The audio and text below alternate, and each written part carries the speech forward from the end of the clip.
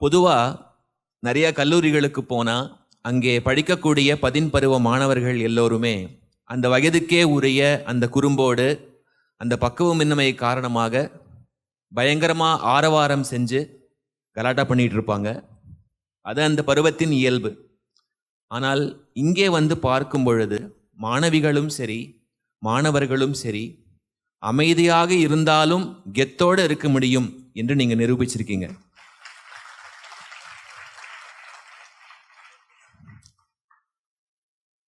வரவேற்பறையில் நுழையும் பொழுது நிறைய பூக்கள் எனக்கு சேர்ந்து வந்து பூ கொடுத்தாங்க. அவங்களுக்கு என்னுடைய நன்றி. தோற்றத்தில் மட்டும் நான் சொல்லலை, மனதளவிலும் ஒரு மலர்ந்த உயிராக இந்த முகாம் நிறைவு விழாவுக்கு பிறகு அவங்க இந்த வெளி உலகத்தை சந்திப்பாங்க, மாணவர்களும் சரி மாணவிகளும் சரி என்பதில் எனக்கு எந்தவித மாற்று கருத்தும் இல்லை. மாணவர்களாகிய உங்களை பார்க்கும் பொழுது எனக்கு ரொம்ப பெருமிதமாகவும் அதே சமயத்தில் ரொம்ப பொறாமையாகவும் ஏக்கமாகவும் இருக்கு. ஏன் பொறாமை ஏக்கம் அப்படின்னு கேட்டால், உங்களுடைய வயதில் நான் இருந்தபோது எனக்கு இந்த மாதிரியான ஒரு முகாமில் கலந்து கொள்ளுகின்ற வாய்ப்பு கிடைக்கல. நான் பெரிதாக முகாம்களுக்கு கேம்ப்ஸ்க்கெலாம் நான் போனதில்லை. 5ஆம் வகுப்பு படித்து கொண்டிருந்த பொழுது ஒரு முறை பள்ளிக்கூடங்களில் சம்மர் வெக்கேஷன் கேம்ப் என்று வைப்பாங்க, உங்களுக்கு தெரிஞ்சிருக்கும். அந்த காலகட்டத்தில் பயங்கர கிரிக்கெட் வெறியனாக இருந்தேன். வயதானால் அடுத்த சச்சின் டெண்டுல்கராக ஆகணும் என்றெல்லாம் கனவு கண்டு கொண்டிருந்தேன். அந்த ஒரு வேகத்தில் அந்த ஒரு ஆசையில் ஒரு கிரிக்கெட் கேம்ப் நான் சேர்ந்தேன். ஆனால் ஒரே ஒரு நாள் மட்டும்தான் போனேன். ஏன் என்று கேட்டால், கடுமையான உடற்பயிற்சி செய்ய வச்சுட்டாங்க முதல் நாளே. அதனால் பயந்து போய் பிடிக்காம, நான் களத்துலலாம் ஆட மாட்டேன், நான் காற்றுல ஆடிக்கிறேன் கையை காலை வீசி வீட்டுக்குள்ளே என்று நான் ஓடி வந்து விட்டேன். ஆனால் உங்களை எல்லாம் பார்க்கும் பொழுது பல மாணவர்கள் மாணவிகள் சர்வசாதாரணமாக உடலை வில்லு மாதிரி வளைத்து தொடர்ந்து பல நிமிடங்கள் வந்து சர்வசாதாரணமாக இங்கே எல்லாம் வந்து சாதனை நிகழ்த்திக்கிட்டு போறீங்க. உங்கள் அனைவருக்கும் வாழ்த்துக்கள். நீங்கள் எல்லாருமே உங்களை போன்ற மற்ற இளைஞர்களுக்கும் ஒரு பெரிய இன்ஸ்பிரேஷன், ஒரு உந்து சக்தி என்பதில் எந்தவித மாற்று கருத்தும் இல்லை. அதற்கு பிறகு வயது ஆக ஆக 10ஆம் வகுப்பு 11ஆம் வகுப்பு 12ஆம் வகுப்பு என்று காலம் நகர்ந்தது. அப்போ எல்லா மாணவர்களையும் போல போர்டு எக்ஸாம், தேர்வு, மதிப்பெண், அடுத்து என்ன பண்ண போகிறோம் வாழ்க்கையில், எந்த கல்லூரியில் சேர போகிறோம், என்ன படிக்க போகிறோம், இந்த மாதிரியான அழுத்தங்கள், நெருக்கடிகள், சவால்கள். அந்த மாதிரியான ஒரு காலகட்டத்தில் பெரும்பாலும் நான் சேர்ந்த கோர்சஸ், பயிற்சி வகுப்புகள் எல்லாமே என்னுடைய படிப்பு சார்ந்து தான் இருந்தது.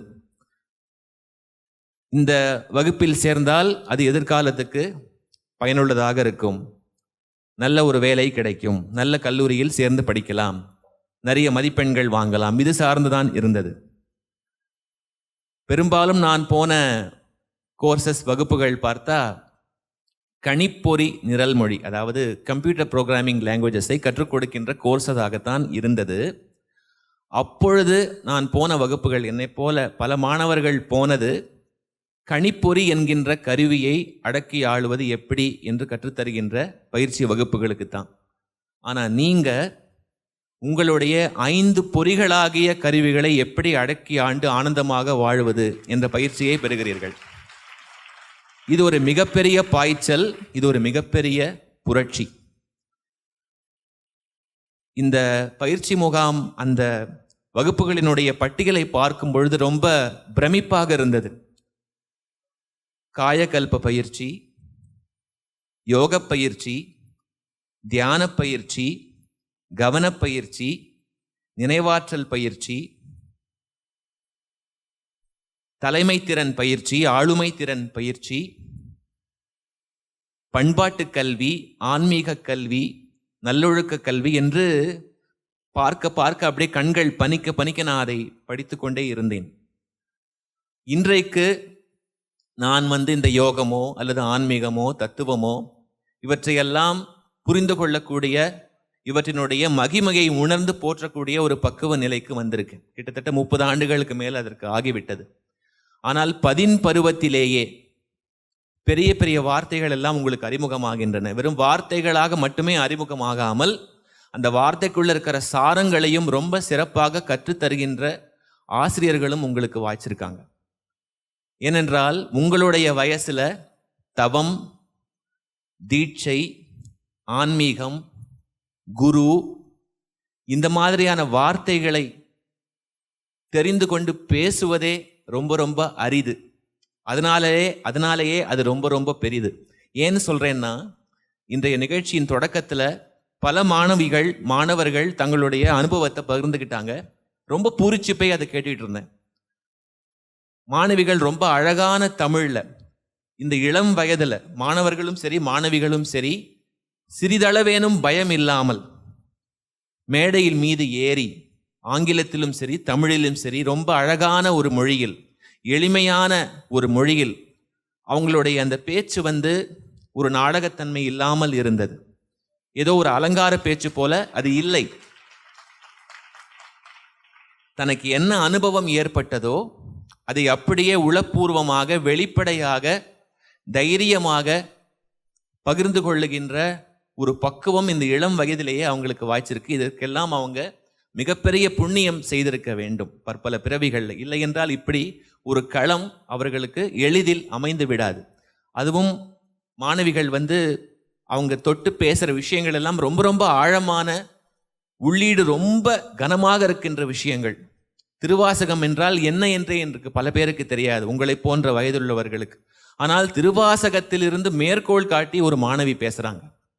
அது மட்டுமல்ல, அனுபவத்தை ஆங்கிலத்திலும் சரி தமிழிலும் சரி அழகாக பகிர்ந்து கொண்டதோடு நிற்காமல் மாணவர்கள் தங்களுடைய திறமைகளை, இது திறநோக்க முகாம் இல்லையா, இங்கு வருபவர்கள் இங்கு பெறக்கூடிய பயிற்சியின் மூலமாக தங்களுடைய திறமைகளை இன்னும் ரொம்ப அழகா பட்டை தீட்டி ஒவ்வொரு மாணவரும் ஒவ்வொரு மாணவியும் இங்கு பட்டை தீட்டிய வைரங்களாக பட்டையை கிளப்பிட்டு போனாங்க. அதாவது என்ன ஒரு ஆச்சரியம் நான் பார்த்தேன் என்றால், இங்கு பயிலக்கூடிய எல்லா மாணவிகளும் ஏதோ ஒரு விதத்தில் திறமைசாலிகளாக இருக்கீங்க. நன்றாக பாடக்கூடிய ஒரு மாணவராக இருப்பார். அதே சமயத்தில் அவருக்கு நல்ல ஆன்மீக கல்வியும் தெரிஞ்சிருக்கு, யோகமும் தெரிஞ்சிருக்கு. அதே போல நல்ல நாட்டியம் ஆடக்கூடிய மாணவியாக இருப்பார். அதே சமயத்தில் அவங்களுக்கு நல்ல தத்துவ அறிவு, அறிமுகம் எல்லாமே இருக்கு. அந்த மாதிரியான ஒரு அற்புதமான கலவையோடு இந்த அறிவு திருக்கோயில் ஒவ்வொரு மாணவியையும் ஒவ்வொரு மாணவரையும் செதுக்கி இருக்கிறது. மிரண்டு போயிட்டேன். அதுவும் அதாவது இந்த யோக நாட்டியம் ஆடிய மாணவிகளாகட்டும், அந்த யோகாசனத்தில் சாதனைகளை தன்னுடைய அன்றாடமாக்கியிருக்கின்ற அந்த இளம் சிறுவர்கள், அந்த மாணவிகளாகட்டும், அதுவும் குறிப்பா அந்த மாணவியினுடைய பெயர் தெரியல, எனக்கு மன்னிக்கணும். ஓரங்க நாடகம் ஒரு மோனோ ஆக்டிங் பண்ணாங்க, மிரட்டிட்டாங்க அந்த மாணவி. இவ்வளவு சின்ன வயசுல அதாவது நானும் நடிச்சிருக்கேன். சின்ன வயசுல பல பேர் சேர்ந்து தான் நடிச்சிருப்போம். மோனோ ஆக்டிங்லாம் அவ்வளவு எளிதே கிடையாது. ஒருத்தரே பல வேடங்கள் போடணும், எல்லாருடைய வசனங்களையும் சேர்த்து பேசணும், மாத்திக்கிட்டே இருக்கணும், குரல், பாடி லாங்குவேஜ் எல்லாவற்றையும். அந்த பெண் அதை சர்வசாதாரணமா செஞ்சாங்க. இந்த இளம் வயதுல எப்பேற்பட்ட ஒரு திறமை ரொம்ப அழகா மலர்ந்து, பல பேர் உங்களுக்கு வாழ்த்துக்கள்மா, பல பேர் முன்னிலையில் ரொம்ப அழகாக வெளிப்பட்டிருக்கிறது. என்ன ஒரு சிறப்பு என்று சொன்னால், இந்த பயிற்சி முகாமுக்கு வருவதற்கு முன்னால் பெரும்பாலும் எல்லா மாணவர்களும் மாணவிகளும் திறத்தோடு இருந்திருப்பார்கள், அதுல எந்த சந்தேகமும் இல்லை. இங்கு புடம் போடப்பட்ட ஒரு தங்கமாக மாறிய பிறகு திறத்தோடு மட்டும் நிற்காமல் அறத்தோடும் வரத்தோடும் அவங்க இங்கிருந்து வெளியில போவாங்க. நான் இப்பவே குற்றாலம் ஐயா கிட்ட என்ன ஒரு கோரிக்கை வைக்கலாம்னு இருக்கேன் அப்படின்னா, வாய்ப்பு இருந்தால் இந்த மாணவிகளைப் போல மாணவர்களைப் போல நானும் அடுத்த பேட்ச்ல சேர்ந்துக்கலாமா என்று.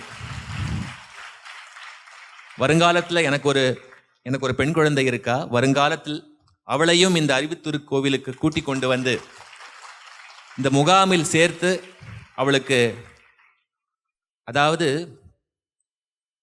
ஏட்டுக்கல்வியையும் தாண்டி, அதாவது ஏட்டுக்கல்வி தராத, சொல்லிக் கொடுக்காத பாடங்களை இங்கு கிடைக்கக்கூடிய காட்டுக்கல்வி சொல்லித்தரும். அதுவும் நீங்க படிக்கிறது பொதுவாக ஒரு பள்ளிக்கூடம் ஒரு கல்லூரி மாதிரி இல்லாமல் நான் படித்தது எல்லாமே ஒரு கான்கிரீட் காட்டில், நீங்கள் படிக்கிறது உண்மையான காட்டில். இது ஒரு பசுமை பள்ளிக்கூடம், இந்த அறிவு திருக்கோயில் என்பது. அதனால நீங்கள் கற்றுக்கொள்வது மிக மிக மிக அதிகம், பெற்றுக்கொள்வது அதை விடவும் அதிகம். ஏனென்றால் அதை நினைத்து பார்க்கும் பொழுதே பயங்கர குதூகலமாக இருக்கு எனக்கு. இந்த மாதிரி நாம படிக்காம போயிட்டோமே.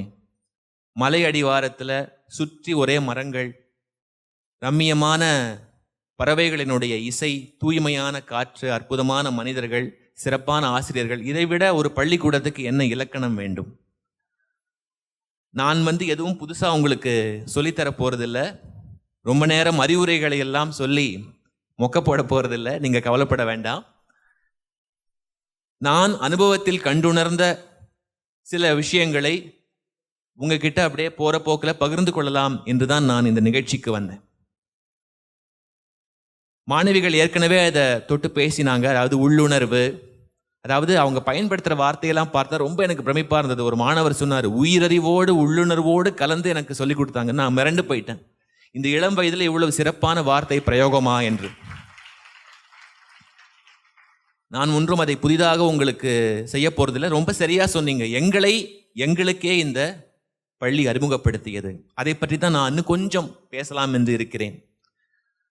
அதாவது உங்களுக்கு சிறப்பான குருமார்கள் வாய்த்திருக்கிறார்கள். ஏனென்றால் குரு என்பது நம்முடைய வாழ்க்கையில் ரொம்ப தவிர்க்க முடியாத ஒரு சக்தி. அது ஒரு வரம்.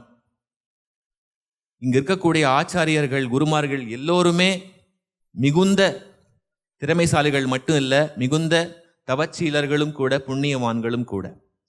அதெல்லாம் ஒரு பக்கம் இருக்க, நான் என்னுடைய அனுபவத்தில் கண்டுணர்ந்தது என்ன என்று கேட்டால், உங்களை ஊக்கப்படுத்தக்கூடிய சிறந்த ஆளுமை அல்லது சிறந்த சக்தி எது என்று கேட்டால் அது நீங்க மட்டும்தான். உங்களை விடவும் யாரும் சிறப்பாக ஊக்கப்படுத்தி விட முடியாது. ஆனால் அவ்வளவு எளிதில் உங்களால் அதை கண்டுணர முடியாது. எல்லாவற்றையும் ஸ்பூன் ஃபீட் பண்ண மாட்டான் இறைவன். எல்லாமே எளிதாக கிடைத்து விடாது. இல்லை என்றால் வாழ்க்கையில் என்ன ஒரு சுவாரஸ்யம் இருக்க முடியும்? ஒரு சவாலே இல்லை, ஒரு அரைகோவலே இல்லை என்றால் என்ன ஒரு ருசி இருக்க முடியும் இந்த வாழ்க்கையில்? அகங்காரம், ஈகோ என்கின்ற ஒரு அம்சத்தை எல்லோருக்கும் ஆண்டவன் கொடுத்து வச்சிருக்கான். அது ஒரு திரை போல நிற்கும். உங்களுக்கும் உண்மையிலேயே நீங்கள் யார் என்பதற்கும் நடுவில் அது ஒரு திரையாக நிற்கும். அந்த திரை தன்னால் விலகாது. ஆனால் அதாவது எப்படி பனி சூரியனின் ஒளி பட்டவுடன் தன்னால விலகுமோ, அதே போல உங்களுடைய மனதில் இருக்கக்கூடிய ஆணவம், அகங்காரம் என்கின்ற அந்த இருள் அல்லது அந்த பனி குரு என்கின்ற அந்த ஒரு சூரியன் முன் தோன்ற தன்னால விலகும். அப்படி ஒரு நிகழ்வுதான் இந்த 15 நாட்களும் உங்களுக்கு நடந்திருக்க வேண்டும். உங்களை வெளிமுகமாக திருப்பாமல் உள்முகமாக திருப்பி உங்களுக்கு அறிமுகம் செய்கின்ற அந்த சாலச்சிறந்த புண்ணிய வேலையை செய்பவர்தான் குரு.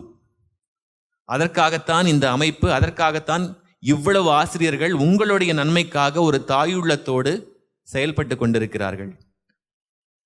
இந்த உள்ளுணர்வு என்பதற்கு ஆங்கிலத்தில் நாம் வைத்திருக்கின்ற பெயர் இன்ட்யூஷன் அல்லது மனசாட்சி என்று சொல்லலாம்.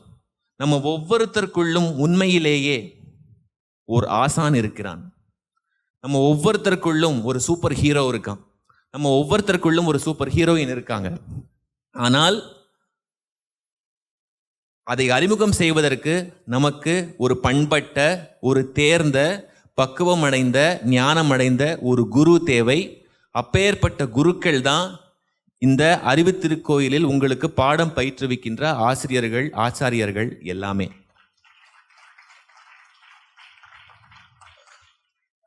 உங்களுக்குள்ள அந்த இன்ட்யூஷன் அல்லது அந்த உள்ளுணர்வு, அதனுடைய குரல் கேட்டுக்கொண்டே இருக்கும். நீங்கள் மிகப்பெரிய பாவியா இருந்தாலும் சரி அல்லது ஒரு மிகப்பெரிய ஞானியாக இருந்தாலும் சரி, அந்த குரல் ஒருபோதும் ஓயாது. மனதிற்கு அடியில் அது புதைந்து கிடக்கலாம், உறைந்து கிடக்கலாம். ஆனால் ஒருபோதும் அது உறங்கி கிடக்காது. ஒரு பொழுதும் உங்களை கைவிடாது. நீங்கள் அதை மதிக்காவிட்டாலும் அது உங்களை நேசிப்பதை நிறுத்தவே நிறுத்தாது. ஒரு தாய் மாதிரி. ஒரு விதத்தில் அதுதான் கடவுளினுடைய ஒரு மாற்று வடிவம். எனக்கெல்லாம் என்ன ஆச்சு அப்படின்னு சொன்னால், இந்த மாதிரி இன்ட்யூஷன் என்று ஒன்று இருக்கிறது என்று தெரிந்து புரிந்து கொள்வதற்கே ஒரு 15 வருடங்கள் ஆச்சு. அதற்கு பிறகு அதன் சொல்படி கேட்டு நடந்தால் நன்மைதான் எப்போதும் கிடைக்கும். பெரும்பாலும் அது சொல்லுவது நமக்கு பிடிக்காது, நல்லது எதுவுமே பிடிக்காது. ஆரம்பத்தில் மனசாட்சியின் குரல் கேட்டு, அந்த உள்ளுணர்வின் அந்த குரல் கேட்டு நடந்தால் எப்பொழுதும் நன்மைதான், ஒரு பொழுதும் தீமை இல்லை என்று உணர்ந்து கொள்வதற்கு இன்னும் ஒரு 5-10 ஆண்டுகள். உணர்ந்து கொண்டாலும் புரிந்து கொண்டாலும் அந்த பக்குவம் ஏற்பட்டாலும் அதை நடைமுறைகள் கொண்டு வருவதற்கு, செயல் வடிவத்தில் கொண்டு வருவதற்கு இன்னும் சில ஆண்டுகள், கிட்டத்தட்ட 30 ஆண்டுகள் இதிலேயே ஓடி போய்விட்டன. ஆனால் உங்களுக்கு அது 15 நாளில் அந்த புரிதல் கிடைக்கிறது. இந்த வாய்ப்பு ரொம்ப தெய்வீகமான ஒரு வாய்ப்பு. அதை மாணவர்கள் மாணவிகள் ஒவ்வொருவரும் சிறப்பாக பயன்படுத்தி கொண்டிருக்கிறீர்கள் என்பது உங்களுடைய செயல்பாடுகளிலேயே ரொம்ப அழகாக தெரிந்தது. இன்னும் ஒரு கூடுதலான சிறப்பான விஷயத்தை சொல்லிக்கொண்டு நான் என்னுடைய உரையை நிறைவு செய்து கொள்கிறேன். அதாவது உங்களுக்கு வரக்கூடிய ஆச்சாரியர்கள் எல்லோருமே ஒரு தூண்டுதல் தான், ஒரு வழிகாட்டுதல் தான், உங்களை நெறிப்படுத்துகின்ற ஆளுமைகள் தான். அதாவது ஒரு கைபேசியை ஒரு டர்போ சார்ஜரில் பொருத்தினால் எப்படி இருக்குமோ அப்படித்தான் ஒரு சிறப்பான ஆச்சாரியன் ஒரு மாணவருக்கு. அது மட்டுமல்ல, நமக்கெல்லாம் ஆதி ஆச்சாரியனாக, ஆதி ஆசானாக, அதாவது ஒரு ஆதி பெண் ஆசானாக இருப்பது யார் தெரியுமா? நம்முடைய தாய்மொழியாகிய தமிழ், தமிழ் அன்னை. தமிழ், தமிழர், தமிழன், தமிழச்சி, தமிழர் என்கின்ற அந்த ஒரு நிலையை விட ஒரு சிறந்த மோட்டிவேஷன், ஒரு சிறந்த இன்ஸ்பிரேஷன் எதுவுமே இருக்க முடியாது என்பது என்னுடைய கருத்து. நாம திருக்குறளை பள்ளிக்கூடத்தில் படிக்கும் பொழுது அல்லது கல்லூரியில் படிக்கும் பொழுது ஒரு மனப்பாட பகுதியாக படிப்போம். மதிப்பெண் வாங்குவதற்காக மட்டும் திருக்குறள் உதவாது. மதிப்பெண்ணும் வாங்கலாம், இல்லை என்று சொல்லல. மதிப்பெண் வாங்குவதோடு இல்லாமல் மதிப்போடு வாழ்வதற்கும் கற்றுத்தருகின்ற ஒரு அற்புதமான கருவூலம் திருக்குறள். திருக்குறள்ல இல்லாத மோட்டிவேஷன் இல்லை, திருக்குறள்ல இல்லாத ஆக்கப்பூர்வமான கருத்துகள் இல்லை. அதுக்கு முன்னாடி தமிழினுடைய ஒரு அருமை, இது எப்பேற்பட்ட இன்ஸ்பிரேஷனல் லாங்குவேஜ் என்று சொல்வதற்கு. வள்ளல் பெருமான் சொல்லுவார், தமிழில் இருக்கக்கூடிய ஒவ்வொரு சொல்லும் மந்திர சொற்கள், ஒவ்வொரு சொல்லும் யோக சொல், ஒவ்வொரு எழுத்தும் தியானிக்க வேண்டிய எழுத்து. அவரை போல தமிழை காத்து நின்ற ஒரு தளபதி இல்லை. தமிழினுடைய இந்த தெய்வீகத்தன்மையை, ஞான சக்தியை உலகத்திற்கு பறைசாற்றிய இன்னொரு ஆளுமை இல்லை. வலி என்று ஒரு சொல் இருக்கு தமிழ்ல, உங்கள் அனைவருக்குமே தெரியும். வலி அப்படின்னு சொன்னா பெயின் என்று பொருள். ஆனால் என்ன நம்ம முன்னோர்கள் செய்த ஒரு நுட்பம், ஒரு சிறப்புனா, வலி என்ற சொல்லுக்கு ஸ்ட்ரென்த், வலிமை என்றும் ஒரு பொருள் உண்டு. இதிலிருந்து நாம கற்றுக்கொள்ள வேண்டியது என்ன?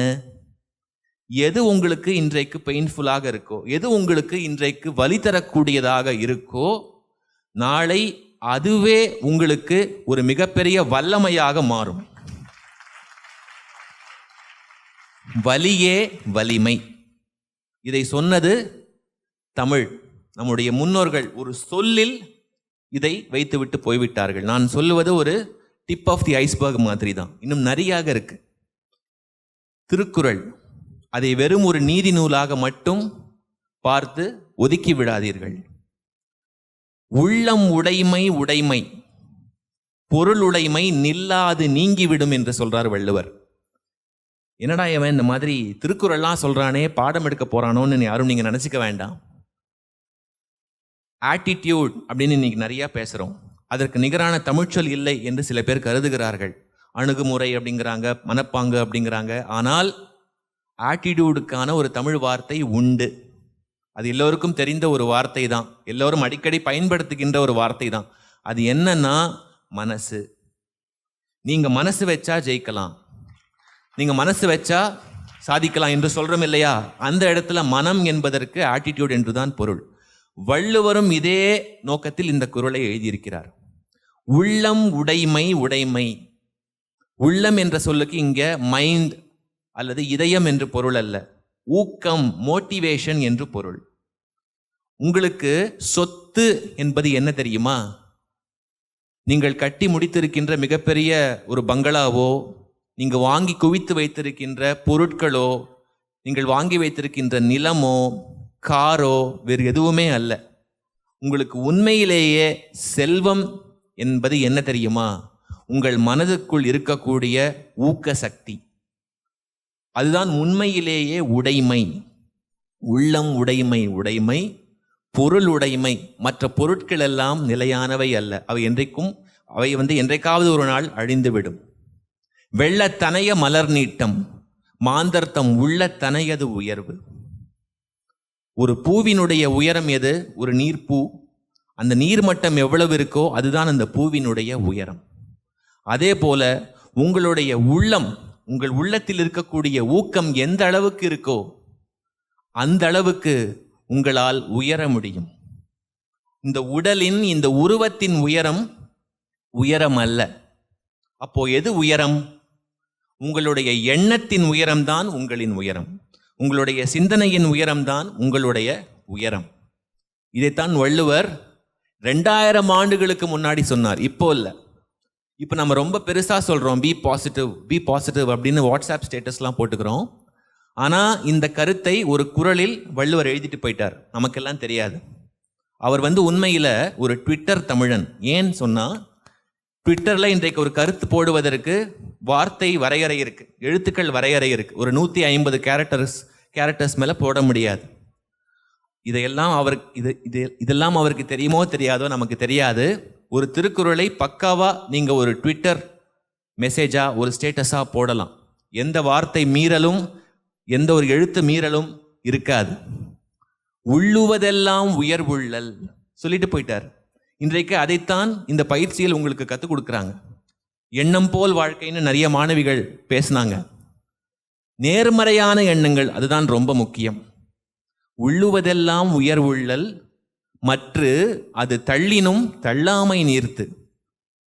இந்த பயிற்சி முடித்துவிட்டு நீங்கள் வெளியே வரும்பொழுது, உலகத்தை எதிர்கொள்ளும் பொழுது உங்களுக்கு நிறைய சவால்கள் காத்திருக்கும், நிறைய நெருக்கடிகள் வரும், இடர்பாடுகள் வரும். ஆனாலும் ஒரு பொழுதும் நீங்கள் சோர்வடையாமல், ஒவ்வொரு முறையும் உங்களுக்கு ஏதோ ஒரு கஷ்டம் வரும் பொழுது கண்ணை மூடி நீங்கள் நினைத்து கொள்ள வேண்டியது அருட்தந்தை அவர்களைத்தான். அவர் உங்களுக்கு உபதேசம் செய்த அந்த தைரியமான வார்த்தைகளைத்தான். அதன் மூலமாக உங்கள் உள்ளத்தில் நிரந்தரமாக அந்த ஊக்க சக்தி நிரம்பி இருக்கும். அது எப்பொழுதுமே நேர்மறையாகத்தான் எண்ணும். ரொம்ப கவனமான ஒரு விஷயம், நிறைய உளவியலாளர்கள் சொல்லுவது என்ன என்றால், நான் தோற்றுடக்கூடாது என்று நினைப்பதற்கும் நான் எப்போதும் ஜெயிக்க வேண்டும் என்று நினைப்பதற்கும் வித்தியாசம் உண்டு. நான் தோற்றுவிடக்கூடாது, நான் ஜெயிக்க வேண்டும், ரெண்டுத்துக்கும் பொருள் அளவில் பெரிய வேறுபாடு கிடையாது. ஆனால் அனுபவ ரீதியாக ரெண்டுமே வேறு வேறு. நான் தோற்றுவிடக்கூடாது என்று நினைத்து விளையாடுபவன் அந்த பயம் காரணமாகவே, அந்த எதிர்மறை எண்ணம் ஏற்படுத்தக்கூடிய அந்த விளைவு காரணமாகவே தோற்று போவான். ஏனென்றால் எதிர்மறையான எண்ணத்தை நீங்கள் நினைக்கும் பொழுது உங்கள் மனதிலிருந்து அந்த எண்ண அலைகள் வெளியில இந்த பிரபஞ்சத்தோடு கலந்து உங்களுக்கே அதை திருப்பி அனுப்பும். அதனால் நீங்கள் தோற்றுத்தான் போவீர்கள். ஆனா நான் ஜெயிப்பேன், என்னால் வெல்ல முடியும், நான் வெற்றி பெறுவேன் என்று நினைத்தால் அதையே இந்த பிரபஞ்சம் வாங்கி திருப்பி உங்களுக்கு அனுப்பி உங்களை வெற்றி பெற செய்யும். யாரோ ஒரு மாணவர் தான் சொன்னாங்கன்னு நினைக்கிறேன், மாணவியா தெரியல. அதாவது என்ன கொடுக்குறோமோ, என்ன விதைக்கிறோமோ அதைத்தான் பெறுவோம். ஒரு கண்ணாடியா எங்களை மாத்திருக்காங்கன்னு யாரோ ஒரு மாணவி சொன்னாங்கன்னு நினைக்கிறேன். ரொம்ப ரொம்ப உண்மை. வள்ளுவர் இத்தோட நிக்கல. எண்ணிய எண்ணியாங்கு எய்துப. சரி, நீங்க நினைச்சதெல்லாம் நடக்கும்னு சொல்லிட்டாரு. சரி, இது எல்லாரும் சொல்றதுதான். அதற்கு என்ன வழி? எண்ணியர் திண்ணியராக பெறின். நம்பிக்கை நம்பிக்கை என்று இப்போ திரும்ப திரும்ப சொல்றோம். அதுதான் திண்மை எனப்படுவது. ரொம்ப எனக்கு மகிழ்ச்சிகரமான விஷயம் என்ன என்று சொன்னால், உங்ககிட்ட ரொம்ப தைரியமா, தயக்கம் இல்லாமல், தடுமாற்றம் இல்லாமல், நல்ல அழகான ஆழமான தமிழ் சொற்களை பகிர்ந்து கொள்ள முடிகிறது. அதற்கான ஒரு நல்ல களமா, ஒரு சூழலா இந்த அறிவித்திருக்கோயில் அமைஞ்சிருக்கு. வெளி உலகத்துக்கு வந்து பார்த்தீங்க என்றால், பல நகரங்களுக்கு வந்து பார்த்தீங்க என்றால், பல பேருக்கு தமிழ் எழுத படிக்க தெரியாது. அவங்களுக்கு தாய்மொழி தமிழாக இருக்கும். சில பேருக்கு அரைகுறையாக தான் எழுத படிக்க தெரியும். பேச தெரிந்தால் போதுமே, அதற்கு பிறகு என்ன வேண்டும் என்று கேட்கக்கூடிய மக்கள் தான் அதிகம். அவர்களுக்கெல்லாம் ஒரு அற்புதமான மாற்று சக்தியாக, ஒரு மருந்தாக மாணவர்களாகி நீங்கள் எல்லாம் எனக்கு தெரிகின்றீர்கள். அது ரொம்ப எனக்கு ஆரோக்கியமாக இருக்கு. என்ன நினைக்கிறீங்களோ அதுதான் நடக்கும். ஆனால் அந்த நினைப்பை நீங்கள் ஒரு பொழுதும் விட்டுவிடக்கூடாது. தொடர்ந்து நினைத்து கொண்டே இருக்க வேண்டும். கன்சிஸ்டன்சி என்று ஆங்கிலத்தில் அதை சொல்றோம். இடையறாமை என்று அதை தமிழில் சொல்லலாம். இன்னும் வள்ளுவர் நிறைய நமக்காக எழுதி தள்ளிக்கிட்டே இருக்கார். அவற்றையெல்லாம் சொன்னால் இன்றைக்கு ஒரு நாள் போதாது. மனிதனுக்கு மிகப்பெரிய பலம், மனிதனுக்கு இறைவன் வழங்கிய மிகப்பெரிய வரம் என்ன தெரியுமா? முயற்சி செய்து கொண்டே இருப்பது. முயற்சி திருவினையாக்கும், முயற்சின்மை இன்மை புகுத்தி விடும். இதை ஒருபொழுதும் நீங்கள் மறக்கக்கூடாது. தெய்வத்தால் ஆகாதெனினும் முயற்சி தன் மெய் வருத்த கூலி தரும். இதெல்லாம் சொல்லிட்டார் வள்ளுவர். தலைவிதின்னு ஒன்று இருக்கு, ஊழ்னு ஒன்று இருக்கு, தலையெழுத்துன்னு ஒன்று இருக்கு, அதுதான் சக்தி வாய்ந்தது. ஆனாலும் முயற்சியை கைவிட்டுடாத என்றெல்லாம் சொல்றாரு. சரிங்கய்யா அப்படிங்கிற மாதிரி தான் இருக்கு. என்ன பண்றது, முயற்சி செஞ்சுதானே ஆகணும், நம்மால் அவ்வளவுதானே முடியும் என்று நாம் நினைத்து கொண்டிருக்கும் பொழுது, திடீரென்று எதிர்பாராத விதமாக ரொம்ப நேரமா ஒரு ரன்னு 2 ரன்னு அல்லது டொக்கு என்று ஆடிக்கொண்டிருக்கும் தோனி திடீரென்று ஒரு 6 அடிச்ச மாதிரி, ஊழையும் உப்பக்கம் காண்பர் உலைவின்றி உலைவின்றி தாழாது உயற்றுபவர் என்று வள்ளுவர் ஒரு ஒரே போடுறார். தலைவிதி, விதி, தலையெழுத்து என்ன வேணா சொல்லிக்கோங்க, அதையே புறமுதுகிட்டு ஒருவரால் ஓடச் செய்ய முடியும். யார் அந்த ஒருவர்? ஒரு பொழுதும் சலனப்படாமல், ஒரு பொழுதும் சஞ்சலப்படாமல், ஒரு பொழுதும் நடுங்காமல், பயப்படாமல், குறைவுபடாமல், நேர்மையாக, உண்மையாக, தெளிவாக, பொறுமையாக எவர் ஒருவர் முயற்சி செய்து கொண்டே இருக்கிறாரோ அவரால் இந்த ஊழையே புறமுதுகிட்டு ஓட வைக்க முடியும். அப்பேற்பட்ட ஒருவரால் தன்னுடைய மதி கொண்டு விதியையே வெல்ல முடியும். அதுதான் யதார்த்தம். எல்லாம் விதி, எல்லாம் விதி என்று நினைத்து கொண்டு முயற்சி செய்யாமல் இருந்துவிடக்கூடாது. முயற்சிக்கான பலன், முயற்சிக்கான ஆற்றல் ரொம்ப ரொம்ப அதிகம். இந்த விதியை நம்மால் வெல்ல முடியுமா முடியாதா? நம்முடைய மதியால். அதற்காகத்தான் உங்களுக்கு இந்த வாய்ப்பு. அந்த வாய்ப்புக்கு பெயர்தான் வாழ்க்கை. நமக்கு முன்னால் நிறைய அருளாளர்கள் விதியை மதியால் வென்று, ஏன் மரணத்தையே வென்று காட்டியிருக்கிறார்கள். அப்பேற்பட்ட ஒரு மகான் தான் ராமலிங்க அடிகள், வள்ளல் பெருமான். விதி விதி என்று சொல்லிக் கொண்டால் இந்த மதிக்கு என்ன வேலை, இந்த பிறப்புக்கு என்ன ஒரு மகத்துவம். அதனால தலை விதியையே ஒருவரால் மாற்ற முடியும். எப்பொழுது மாற்ற முடியும்? முயற்சி செய்து வெற்றி பெற்றால் மட்டும் போதுமா?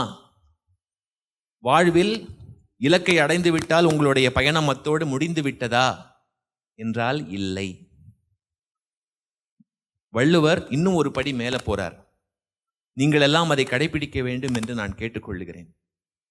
தாளாண்மை என்னும் தகைமை கண் தங்கிற்றே வேளாண்மை என்னும் செருக்கு. எவன் ஒருவன் எவள் ஒருத்தி தொடர்ந்து முயற்சி செய்து கொண்டே இருக்கிறானோ அவனிடத்தில் தான் எப்பொழுதும் செல்வம் இருக்கும். எவன் ஒருவன் கஷ்டப்பட்டு உழைத்து முன்னேறி முன்னுக்கு வருகிறானோ அல்லது வருகிறாளோ அவங்களுக்குத்தான் பிறருக்கு உதவ வேண்டும், பிறரையும் வளர்த்து விட வேண்டும் என்கின்ற நல்ல எண்ணம் இருக்கும். அந்த நல்ல எண்ணம் கொண்டவர்களாக நீங்கள் ஒவ்வொருவரும் மாற வேண்டும். வெற்றி பெற்றதோடு நின்றுவிடக்கூடாது. இந்த பயிற்சி வகுப்புக்கு, இந்த திறனூக்க முகாமுக்கு வருவதற்கு முன்னால் நீங்கள் ஒரு திரியாக இருந்தீர்கள். இந்த பயிற்சி முகாம் முடிவடைந்த பிறகு நீங்கள் ஒவ்வொருவரும் சுடர்விட்டு பிரகாசிக்கக்கூடிய ஒரு விளக்காக மாறி இருக்கீங்க. இன்னும் ஒரு படி மேலே போய் எப்படி ஒரு மெழுகுவத்தியினால் இன்னொரு மெழுகுவத்தியை ஏற்றி வைத்து ஒளி கொடுக்க முடியுமோ, அதே போல நீங்களும் உங்களுடைய அறச்செயல்களால, உங்களுடைய புண்ணிய செயல்களால, தர்ம காரியங்களால ஜீவகாருண்யம் என்கின்ற தலையாய ஒழுக்கத்தை இந்த உலகிற்கு சொன்னவர் வள்ளல் பெருமான். பசித்தவருக்கு சோறிடுதல், அது போன்ற நிறைய தர்ம காரியங்களை உங்களுடைய உயிர் செய்ய செய்ய செய்ய ஒரு மெழுகுவத்தியாக, ஒரு தீபமாக, ஒரு சுடர் விளக்காக இருக்கக்கூடிய நீங்கள் நிறைய நிறைய சுடர் விளக்குகளை, மெழுகுவத்திகளை உருவாக்கி கொண்டே இருப்பீர்கள். இந்த பயிற்சி வகுப்புகளினுடைய பட்டியலை பார்க்கும் பொழுது அதுல ஒரு தலைப்பு என்னை ரொம்ப ஈர்த்தது, அறிவே தெய்வம். இந்த தலைப்புல பாரதியாரும் ஒரு பாடல் எழுதியிருக்கிறார். சுத்த அறிவே சிவமென்று கூறும் என்று ஒரு பாடல் வரி கூட அவரிடத்தில் உண்டு. உங்களையெல்லாம் அந்த ஒரு நிலைக்கு கொண்டு வந்து நிறுத்துவதுதான் இந்த அறிவு திருக்கோயிலின் பணி. உங்கள் ஒவ்வொருவரின் அறிவையும் தெய்வமாக்குவதுதான் இந்த திருக்கோவிலின் பணி. அறிவே தெய்வம் என்று சொல்லும் பொழுது தெய்வம் இருக்கும் இடம் கோவில், அதனால் உங்கள் ஒவ்வொருவரின் அறிவும் கோவில்தான். அறிவு கோவிலினுடைய பணி உங்கள் ஒவ்வொருவரையும், இங்கு வந்து பயிற்சி பெறுகின்ற ஒவ்வொருவரையும் அறிவு கோவில்களாக மாற்றுவதுதான். இன்னும் கூட அழகா சொல்லலாம், எனக்கு தோன்றியது இங்கு வரும்பொழுது, ரொம்ப அழகான ஊர் இது. நல்லவேளை நகரம் என்கின்ற அந்த மாசுபடாமல் ஒரு தூய அழகான ஒரு வாசஸ்தலமாக இது இருக்கு. ஆழியாறு, அது இங்கிலீஷ்ல ஆழியார் அப்படின்னு நம்ம ஸ்டைல ஆக்கிட்டோம். ஆனால் உண்மையான பெயர் அது அல்ல. சென்னையில் கூட அப்படித்தான் அடையாறு என்று ஒரு ஆறு உண்டு. ஆனால் ஆங்கிலேயன் வந்து அடையாள் அப்படின்னு அதை மாற்றி அதையே தமிழில் எழுத ஆரம்பிச்சிட்டோம். அந்த மாதிரி நம்முடைய விழிப்புணர்வு இருக்கு. அது ஒரு பக்கம். ஆழியாறு, யோசித்து பார்க்கிறேன், என்ன ஒரு பொருத்தமான பெயர் இந்த அறிவு கோயில் இருக்கின்ற இந்த இடத்துக்கு. அறிவு கோயில் ஏன் இந்த இடத்தில் அமைய வேண்டும் என்று யோசித்து பார்த்தேன். ஆறுனா என்ன உங்களுக்கு தெரியும், ரிவர். ஆழி என்றால் கடல். ஆறெல்லாம் கடைசியில் சென்று சேர வேண்டிய இடம் ஆழி. அதாவது உங்களுடைய அறிவு ஒவ்வொன்றும் அந்த தெய்வ நிலைக்கு சென்று எட்ட வேண்டும். எப்படி கடலுக்கு போய் ஒரு நதி சேருகிறதோ, ஆழி ஆறு, அதுபோல உங்களுடைய அறிவை அந்த மலர்ந்த நிலைக்கு கொண்டு வந்து விடுவதுதான் இங்க இருக்கக்கூடிய ஆச்சாரியர்களின் வேலை. இன்னொரு அற்புதம் சொல்றேன், தமிழ் அற்புதம் தான். ஆறு என்ற சொல்லுக்கு ரிவர் என்று மட்டும் பொருள் அல்ல, வழி என்றும் ஒரு பொருள். உங்களையெல்லாம் நெறிப்படுத்தி ஒரு சிறந்த அறம் மிகுந்த நல்லொழுக்கம் மிக்க பண்பு மிக்க ஒரு வழியை காட்டக்கூடிய ஒரு திருத்தலமும் இந்த அறிவு திருக்கோவில் தான். இன்னும் இதனுடைய பெருமைகளை சொல்லிக்கொண்டே போகலாம். எனக்கு ரொம்ப ரொம்ப ஈர்த்த விஷயம் என்ன என்றால், நீங்க ஒரு டிபிக்கல் 21ஆம் நூற்றாண்டு மாணவர் போல இல்லை, ஒரு மாணவி போல இல்லை. அதாவது 15 நாட்கள் உங்களுக்கு ஒரு புது உலகம் அறிமுகமாயிருக்கு. நீங்க ஒரு சாதனை பண்ணியிருக்கீங்க. என்ன தெரியுமா? அதாவது நீங்க யோகாசனம் கற்றுக்கொண்டீர்கள், தியானம் கற்றுக்கொண்டீர்கள், நிறைய ஆன்மீக பயிற்சி எல்லாம் எடுத்துக்கொண்டீர்கள். அதெல்லாம் இல்லை. யதார்த்தமா உலகியல் நோக்கில் பார்க்கும்பொழுது நீங்க என்ன சாதனை தெரியுமா செஞ்சிருக்கீங்க? ஒரு 15 நாட்கள் கைபேசி, செல்போன், வாட்ஸ்அப், ஃபேஸ்புக், ட்விட்டர் போன்ற எந்த தீய சக்திகளோடும் நீங்கள் பழகவில்லை. செல்பேசி, வாட்ஸ்அப், ஃபேஸ்புக், ஸ்னாப்சாட், டிக்டாக் எதுவாக வேண்டுமானாலும் இருக்கட்டும், இவையெல்லாம் இல்லாமல் கூட ஒரு யூத்தால வாழ முடியும் என்று கெத்தோடு நீங்க சொல்லியிருக்கீங்க. உங்களை பார்த்து நிறைய இளைஞர்கள் மனம் மாறி சிகரம் தொட வேண்டும் என்று நான் ஆசைப்படுகிறேன். நிறைய பேசிட்டேன்னு நினைக்கிறேன். பொறுமையாக என்னுடைய இந்த சிறு உரையை பொறுமையாக கேட்டு ஆதரவு தந்த உங்கள் அனைவருக்குமே என்னுடைய மனமார்ந்த நன்றி.